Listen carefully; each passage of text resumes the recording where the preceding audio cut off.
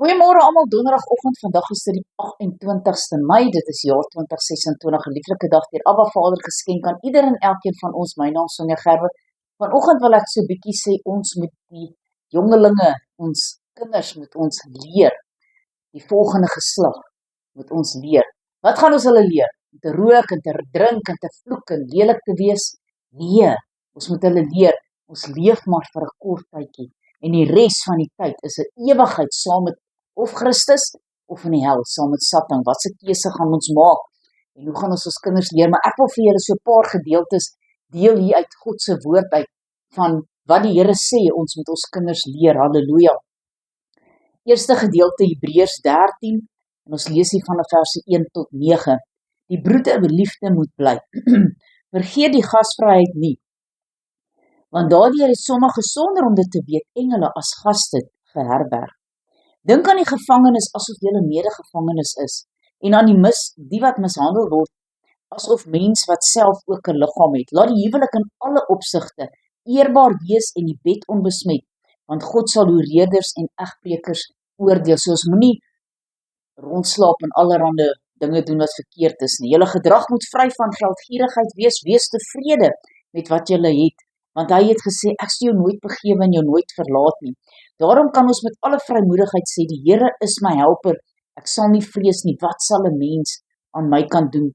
Gedenk julle voorvaders, want die woord van God as julle aan julle verkondig het, aanskou die uiteinde van hulle lewenswandel en volg hulle geloof na. Jesus Christus is gister en vandag dieselfde tot in ewigheid.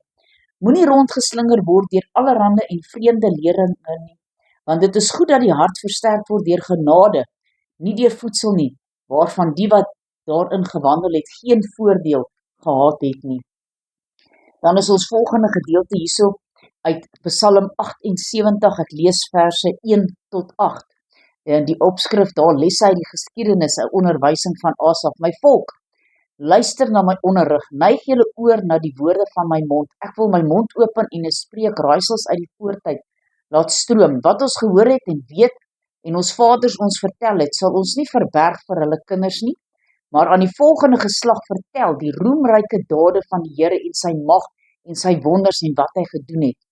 Hy het tog 'n getuienis opgerig in Jakob en 'n wet gegee in Israel, wat hy ons vaders beveel het om dit aan hulle kinders bekend te maak, sodat die volgende geslag dit kan weet.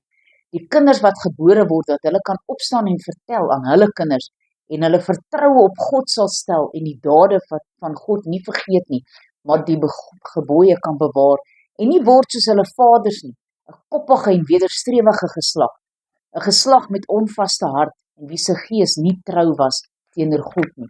Psalm 32 vers 8 en 9. Ek wil jou onderrig en jou leer aangaande die weg wat jy moet gaan. Ek wil raad gee, my oog sal op jou wees. Wees nie soos 'n perd, soos 'n muilesel wat geen verstand het nie, wat 'n mens stem met 'n toom en teel as sy tuig, anders kom jy nie naby hom nie. So wanneer jy 'n kind die verkeerde dinge leer, kan jy nie naby hom kom nie, want hy is so wetteloos. Dan Deuteronomium 6, en ek lees hier van verse 4 tot 9. Hoor Israel, ek wil sê, hoor Suid-Afrika, die Here onse God is 'n enige Here. Daarom moet jy die Here jou God lief hê met jou hele hart, met jou hele siel en met al jou krag. En hierdie woorde wat ek jou vandag beveel, moet in jou hart wees. Jy moet jou kinders dit inskerp en daaroor spreek as jy in jou huis sit en as jy op die pad is en as jy gaan lê en as jy opstaan. Ook moet jy dit as 'n teken bind op jou hand en jy moet dit as 'n voorhofsbind tussen jou wand tussen jou oë wees. Kom ons bid saam. Almagtige God en Hemelse Vader, ons wil die loof en prys en eer. Here, baie dankie vir vandag. Here, dankie dat die woord met ons spreek, Here, en ons lei. Here, hoe ons kinders moet leer, wat moet ons vir hulle leer? Here, sodat hulle ewigheid saam met U sal wees, en nie ewigheid in die hel waar hulle gaan uitskree en roep, hoekom het jy my nooit van die Here Jesus vertel nie?